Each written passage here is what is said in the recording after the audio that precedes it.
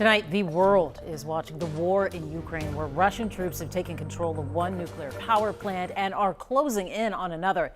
And we have new video tonight showing workers at the nuclear plant in Energodar begging the Russians to stop their missile attack last night.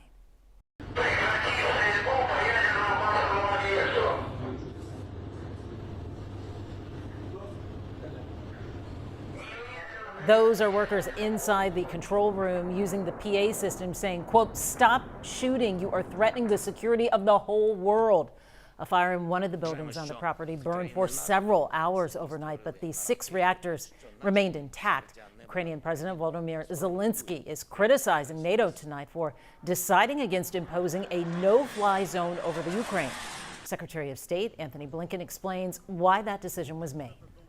The only way to actually implement something like a no-fly zone is to send NATO planes into Ukrainian airspace and to shoot down Russian planes, and that could lead to a full-fledged war.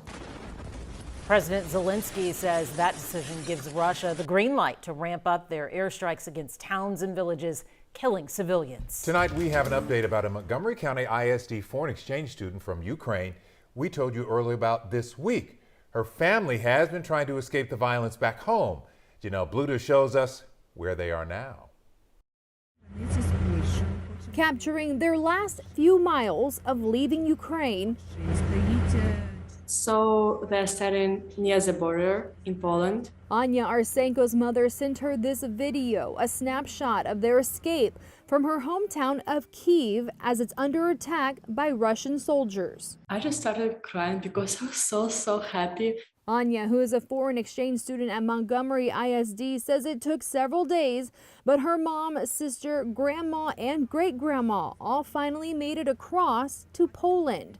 News she was desperate to hear. They're going from Poland to Germany. She says they're now headed to the U.S. Embassy in Germany to find out what options they have for coming over to the U.S. It's just a very unpredictable situation, so we feel the best course of action is to see if they can apply for something to come over here and just be protected from it. Her host father, Brian, helped set up a fundraiser, raising more than $20,000 to help get them here. This money will help a lot, and I'm so grateful. But it won't be as simple as catching a flight. Other countries like Canada, like UK, are taking steps to make family reunification easier. Kelsey Norman, director of Women's Rights, Human Rights, and Refugees Program at the Baker Institute, says right now most Ukrainians can't come to the U.S. without a visa. But with other countries opening more pathways for Ukrainians, the U.S. could soon follow suit. I think if the U.S. doesn't do something further, it would be very out of pace with what most Western nations are doing right now to help support Ukrainians. While Anya is relieved her family has made it to Poland, she's still worried for her father, who, under martial law, is forced to stay behind in Ukraine. Back to you. How difficult the circumstances there. Our thoughts are with the family and all those families in Ukraine. Janelle, thank you. Of course, we'll stay on top of this ongoing crisis and bring you any updates on air, online, and on the KHU 11 app.